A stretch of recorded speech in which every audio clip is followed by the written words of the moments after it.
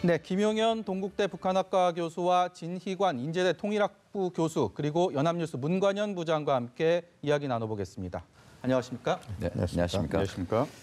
먼저 김정은 위원장의 친서를 받은 트럼프 대통령이 6월 12일 북미 정상회담 공식적으로 확정해서 화답을 했는데요. 먼저 트럼프 대통령의 발언 직접 들어보고 대담 이어가도록 하겠습니다.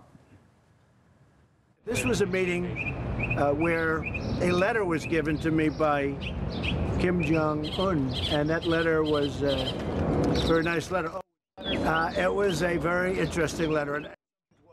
We're meeting with the chairman on June 12th, and I think it's probably going to be a very successful, ultimately a successful process. We'll see. And I think it'll be a process. It's not, I never said it goes in one meeting. I think it's going to be a process. 네, 문 부장. 네네. 그 트럼프 대통령 친서 얘기를 하는 게 눈에 띕니다. 매우 훌륭했다, 흥미롭다. 우리가 앞서서도 이제 그 내용을 언급을 했었는데 이 구체적인 내용이 알려지진 않았죠?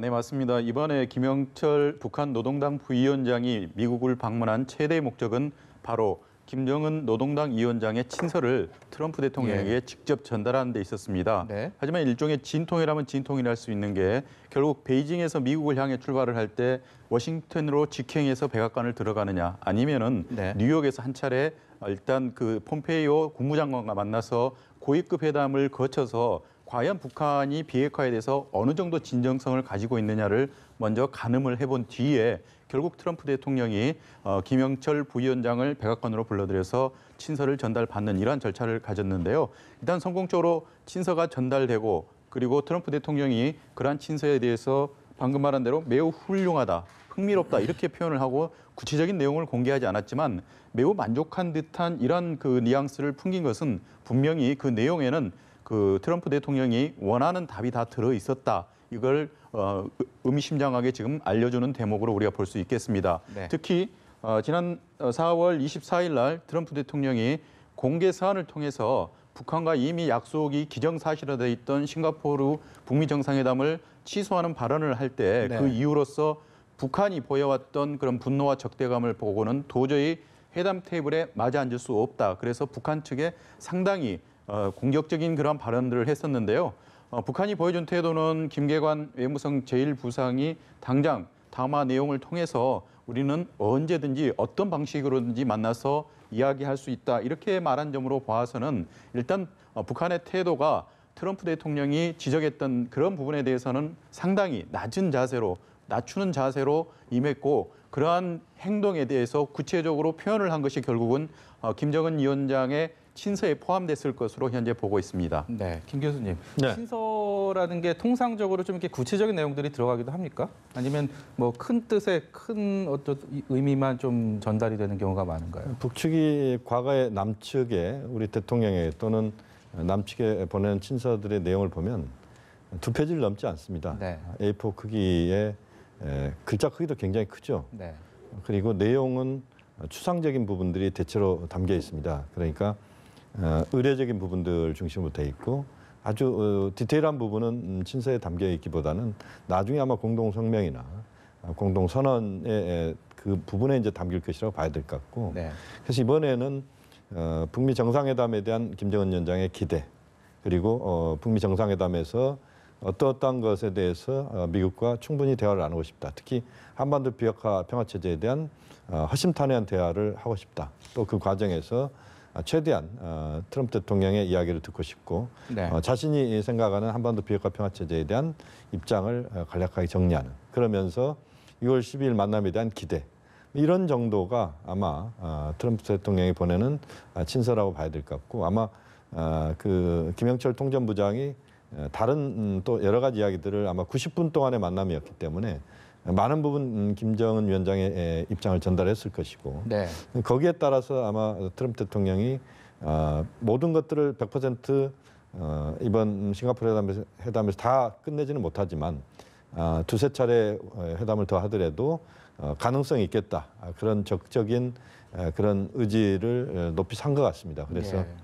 아마도 미국 쪽과 북한 쪽의 입장이 적절하게 이제는 회담으로 가는 그 흐름을 만들어냈다.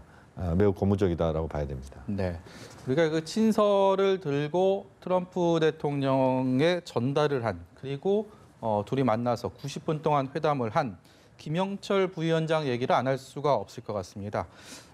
사실 북한 고위급은 2000년도에도 한번 조명록 차수가 당시 방문을 해서 클린턴 대통령과 회담을 한 적이 있었는데요. 그때랑 좀 비교해서 여러 가지 면에서 좀 차이점이 있는 것 같아요. 뭐 고위급 인사가 방미를 했다라는 부분, 워싱턴에서 만났다라는 부분에 대한 공통 분모는 있지만 그 외의 부분들은 좀 상당한 차이가 있고 거기에 대한 의미들이 각각 있을 것 같은데 교수님께서 어떻게 좀 정리를 해주십시오.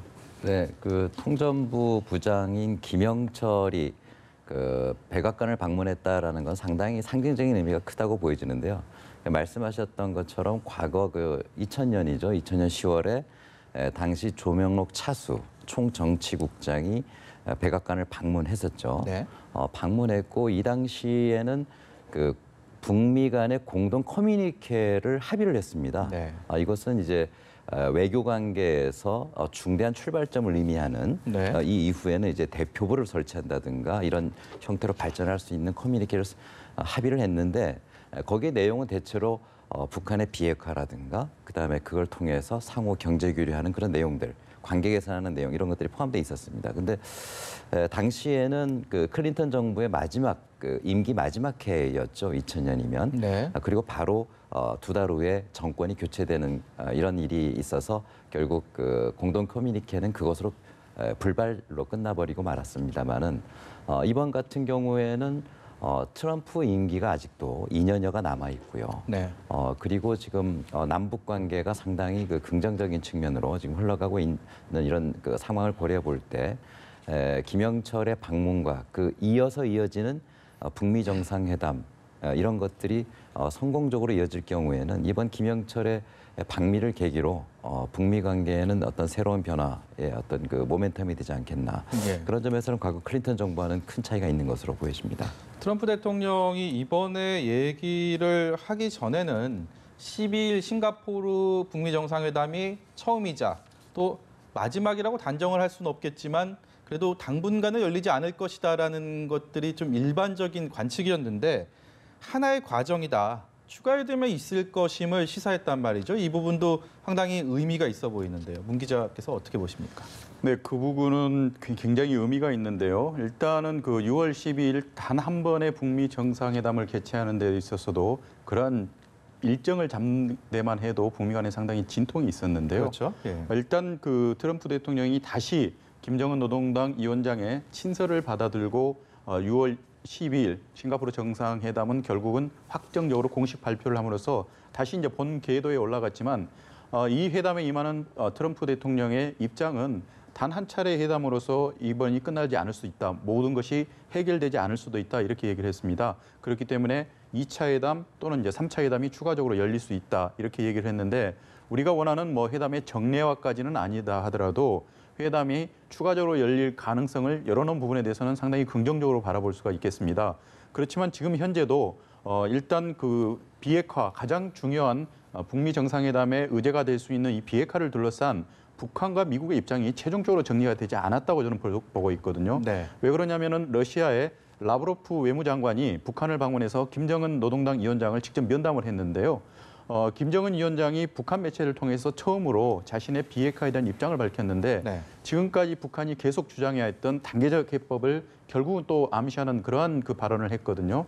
그리고 김영철 노동당 부위원장을 만난 폼페이오 미 국무장관도 역시 이번 그 회담에 대해서 김정은 노동당 위원장이 과감한 결단이 필요하다. 그런 네. 뉘앙스는 결국은 이 비핵화를 둘러싼 북한과 미국의 입장이 아직은 정리되지 않았다. 그리고 이러한 부분에서 어떻게 정리를 할지가 아직은 제대로 마무리가 되지 않았다. 우리가 추정을 할 수 있는데 지금까지 보여온 트럼프 대통령의 스타일 그리고 또 김정은 노동당 위원장이 보여온 통치 방식 이런 방식들로 봐서는 결국은 협상 테이블에서 과감하게 제의를 하고 통 크게 받아들이는 이러한 딜이 이루어지지 않을까 이렇게 기대를 하고 있고 그러한 가능성에 대해서 결국은 트럼프 대통령이 자신감 있게 그렇다면 북미 정상회담 개최에 대한 최종 확정을 하지 않았을까 이렇게 보고 있습니다. 이게 어떤 정상 간의 그런 외교적인 교류가 상설화되는 일종의 다시 말해서 북한을 지금까지와는 다르게 좀 정상 국가로 인정한다라는 의미로도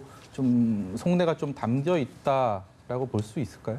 두 가지 측면을 봐야 될 것 같습니다. 지금 말씀하신 것처럼 이제 그 부분도 하나 있는 것 같습니다. 그러니까 트럼프 대통령이 김정은 위원장과 앞으로 회담을 간헐적으로 또는 지속적으로 할 수 있다.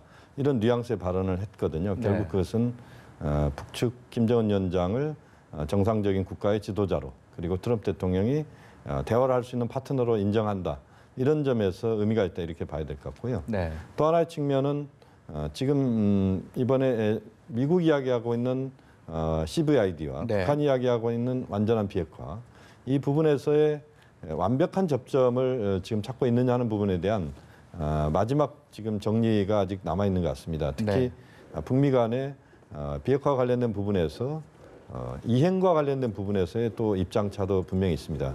미국은 상당히 압축적으로 빠른 시간 내에 하자는 것이고 북한은 이행을 좀 더 단계적으로 나눠서 하자는 것이고 보상과 관련된 부분에서도 미묘한 차이가 있을 수 있습니다. 그러니까 북한의 비핵화에 대한 보상을 미국은 상당히 좀 빠른 속도로 또 미국의 입장을 충분히 반영한 보상 이렇게 판단할 수 있습니다만 북한은 행동 대 행동에 따라서 그러니까 북한이 행동하는 것에 대해서 미국이 거기에 보상을 똑같이 해주고 또 미국이 보상하는 것에 따라서 북한이 행동하고 이런 부분에 있어서 미세한 차이들이 아직 해결이 덜 됐다라고 한다면 그것은 이제 앞으로 2차, 3차 북미 정상회담을 통해서 해소해야 되는 부분들이라고 봅니다. 그러니까 앞으로의 그런 그 북미 관계 또는 비핵화 문제에 대해서 트럼프 대통령이 처음에 굉장히 빠른 속도로 모든 것들을 다 끝내버리자라고 하는 그런 입장에서는 일부 좀 후퇴한 것이라고 봐야 될 것 같고 그 부분에서는 미국 쪽 입장이 좀 부분적으로 북한 쪽 입장이 좀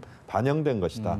그 타협의 산물로서 앞으로의 행보 자체는 비핵화 평화체제로 분명히 가는데 그 가는 과정은 좀 더 차분하고 좀 더 시간이 걸리면서도 그러나 방향은 되는 쪽으로 간다. 이렇게 정리가 되고 있는 것 같습니다. 북한은 체제 안정을 대표적으로 기본적으로 하는 어떤 보상을 받고 싶어하고 미국과 우리 같은 경우는 결국은 비핵화를 완전하게 달성하는 이 큰 축에서 본다면 결국은 북한과 미국이 이번 회담에서 대전제가 있는 것 같습니다. 서로 신뢰 관계가 형성이 돼야지 내가 이만큼 한 거에 대해서 거기에 응분한 보상을 해달라라는 것들이 누가 지금까지의 어떤 남북 간의 그다음에 북미 간의 핵 협상을 보면 그런 신뢰관계가 부족했던 것이 결국은 협상이 성공으로 돌아가지 못했던 그런 이유들 중에 가장 중요한 이유가 아닐까 싶은데 이번에는 기존의 협상들 그 20년 넘게 이어졌던 그런 협상들과 좀 다른 면이 있다면 가장 결정적인 부분 특히 북한에 대한 미국에 대한 서로 간의 신뢰를 쌓기 위해서 지금의 회담 준비 과정은 어떻게 평가를 하시나요? 지난밤에 트럼프 대통령의 그 발언들을 종합을 해보면 예를 들면 친서에 대해서도 매우 훌륭하다라고 이렇게 표현을 하고 그리고 이번에 처음으로 날짜도 못을 박았지 않습니까? 이제 정상회담을 한다고 하고 많은 기대가 있는 것 같은 그런 그 뉘앙스를 풍겼는데요. 지금 어쨌든 아까 우리 기자님께서도 지적을 해주셨는데 지금 북한은 미국의 요구를 수용을 했을 때 트럼프의 그런 반응을 이끌어낼 수가 있을 텐데 즉 어떤 의지를 표현한 것만이 아니라 방법이나 일정까지도 상당히 지금 접근한 거라고 보여집니다. 다만 우리 김영현 교수님 지적대로 아무리 합의를 하더라도 일정을 진행해 나가는 과정에서는 분명히 추가 논의가 필요할 수밖에 없을 겁니다. 그래서 지금은 상당 부분 합의가 됐다고 보여지고요. 그리고 아까 문 기자님 말씀 중에 지난 5월 31일이죠. 김정은 위원장이 러시아 외무장관을 만난 자리에서 단계적으로 풀어나가겠다라고 얘기를 다시 했다고 하는데 그 문장을 이렇게 풀어서 보면은 어떤 얘기냐면 각자의 이해에 충만되는 그런 해법을 찾아서 단계적으로 풀어나가겠다고 한 거거든요. 그러니까 이 얘기는 뭐냐면 미국의 어떤 이해에 충분히 우리가 접근하겠다라는 그런 의지를 표명한 것이다. 그렇기 때문에 여기서 말하는 단계적이라는 것은 우리가 과거에 우려하는 살라미 같이 천천히 하나씩 요구를 하는 이런 것이 아니라 충분히 미국의 입장을 고려하고 있다라는 걸 이 문장에서 읽을 수 있지 않겠는가. 이렇게 본다면 앞으로 북미 회담은 아직도 여전히 과제는 남았겠지만 상당 상당 부분은 지금 서로의 의견이 근접해 있는 것으로 볼 수 있지 않겠나 그런 생각이 듭니다. 다음 주제로 넘어가 보겠습니다.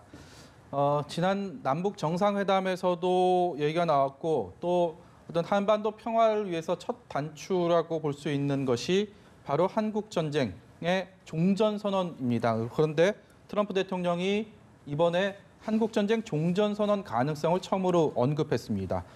일단 그 두 정상, 문재인 대통령도 같은 얘기를 했었는데요. 두 정상의 얘기를 듣고 대담 이어가도록 하겠습니다.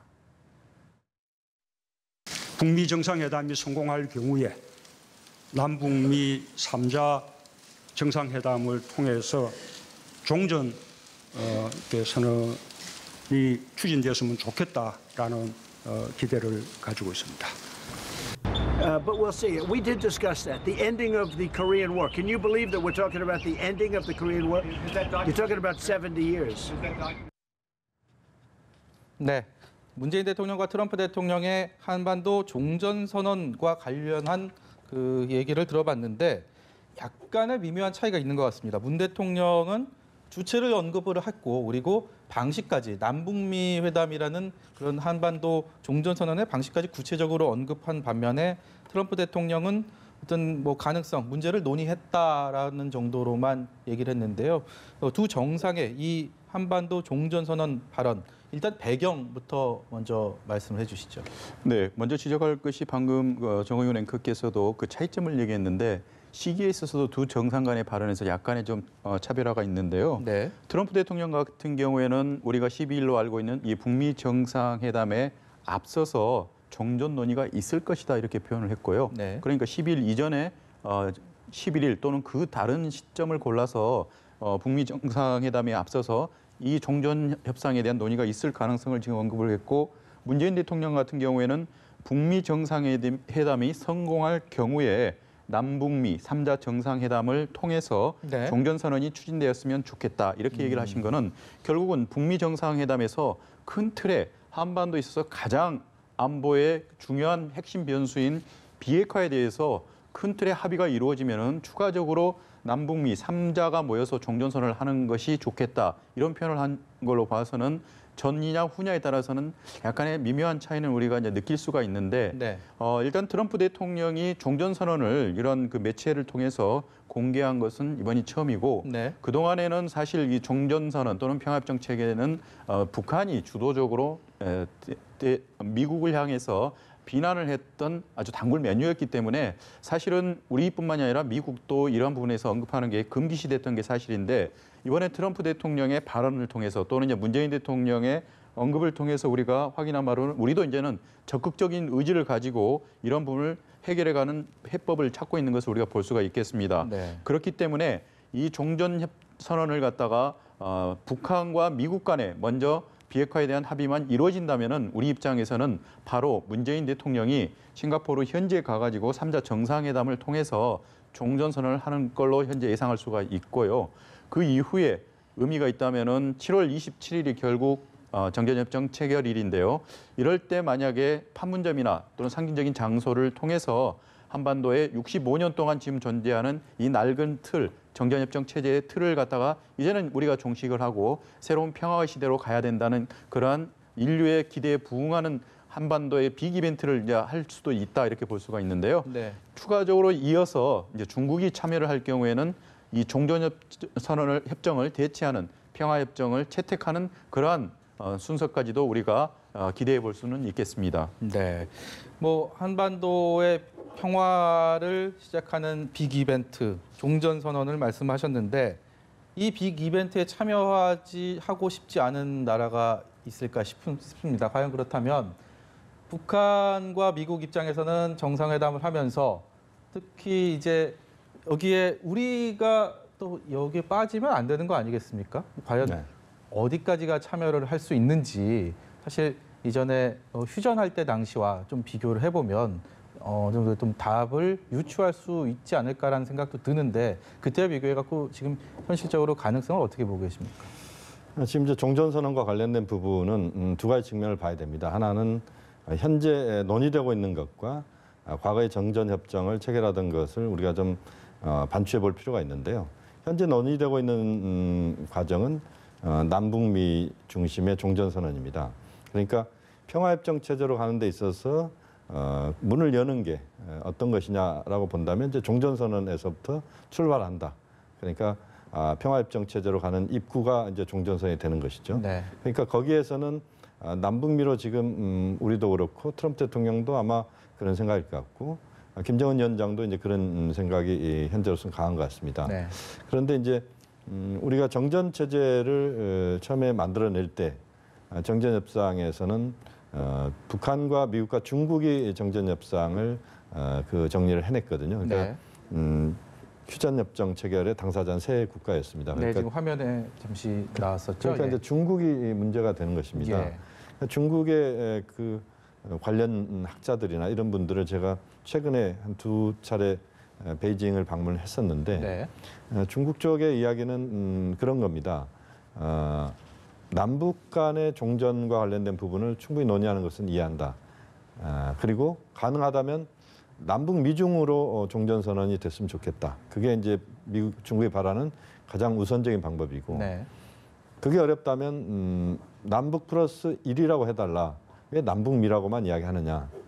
남북 플러스 1이면 우리도 조금 편하다.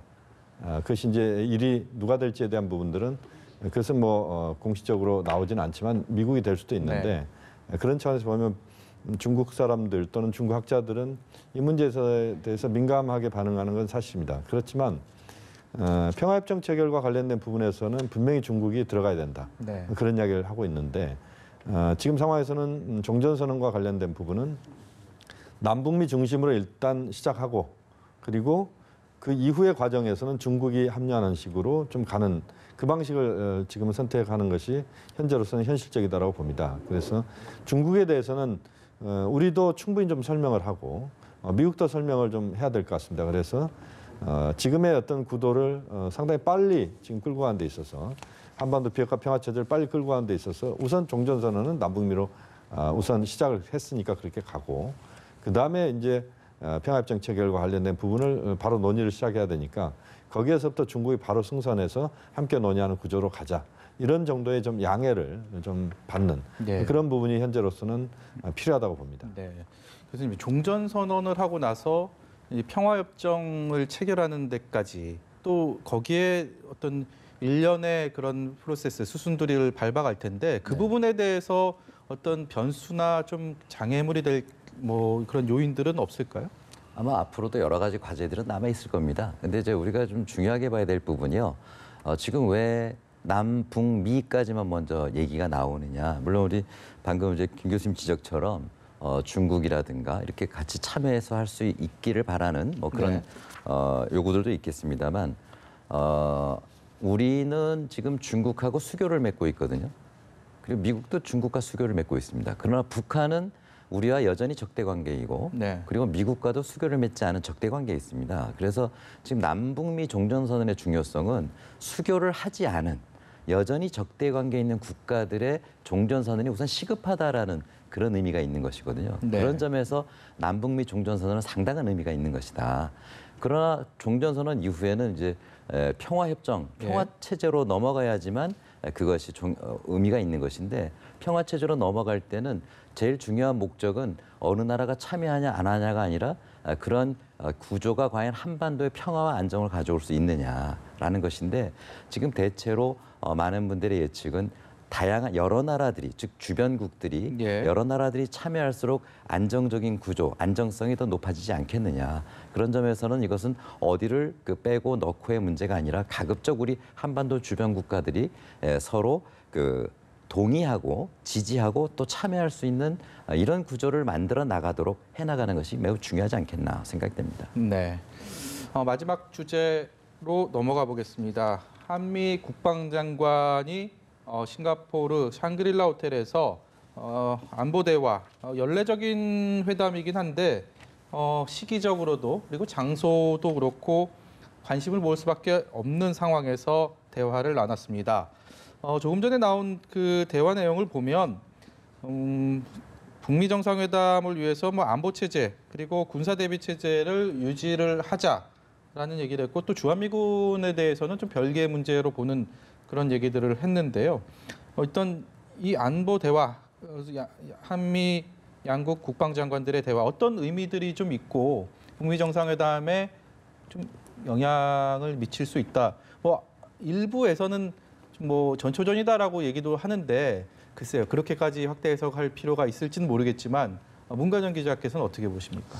네, 지금 현재 그 한미 정상들이 논의를 시작한 이러한 그 종전 선언도 아울러서 평화협정 체제가 최종적으로 이제 채택이 될 경우에는 주한미군 주둔 문제까지도 논란이 될 수밖에 없습니다. 그렇기 때문에 이 국방장관들 역시도 한반도에 있어서 이런 그 평화 협상 프로세스에 대해서 네. 매우 관심을 가지고 지켜볼 수밖에 없는데요.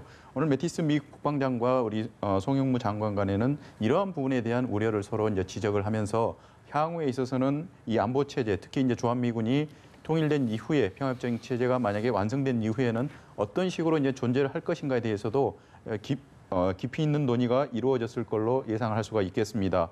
아울러서 이 참전국 중에 하나인 그 영국 개빈 윌리엄스 국방장관 역시도 매우 지대한 관심을 가지고 있고 그렇기 때문에 지금 현재 한국 정부가 한반도 문제와 관련해서 보여주고 있는 아주 일관적인 대북 정책을 지지한다 이런 매우 찬사에 가까운 입장을 내놓았고요.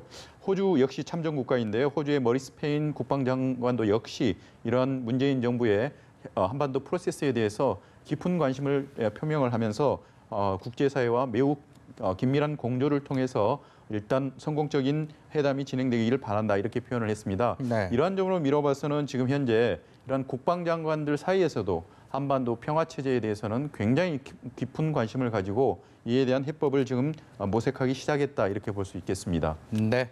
오늘 말씀 여기까지 듣겠습니다. 지금까지 김용현 동국대 북한학과 교수와 진희관 인제대 통일학부 교수 그리고 연합뉴스의 문관현 기자 모시고 말씀 나눠봤습니다. 고맙습니다.